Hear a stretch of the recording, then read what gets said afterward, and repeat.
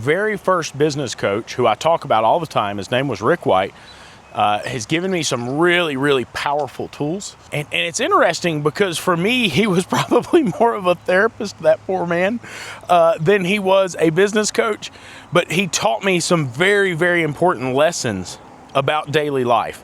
One of the most important lessons I think that he taught me is something called bookending your day. You see, I kept telling him about all the stresses and the frustrations of the shop and how it was bleeding over into my family life. And he gave me a really important tip. He said, you have got to bookend your day. And I said, what is bookend? He said, you have got to stop before the end of your day and create a plan for tomorrow. I said, well, how is that going to help me not take things home? Look at all this work that I have to do. Look at all these things that are unfinished.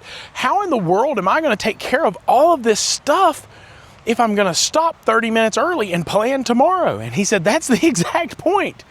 You're never going to run out of work. And if you do run out of work, you're going to be out of business. So it doesn't do you any good to keep working without creating a plan. You need to slow down and create a plan. And so at the end of every day in my shop, we slow down and we begin to put together tomorrow. We line out what jobs are going where, who's going to get the job. We create the plan. Now listen, in auto repair shops, everything doesn't go according to plan. Clients might not show up, the parts might not show up. Things don't exactly work out exactly like you expect them to.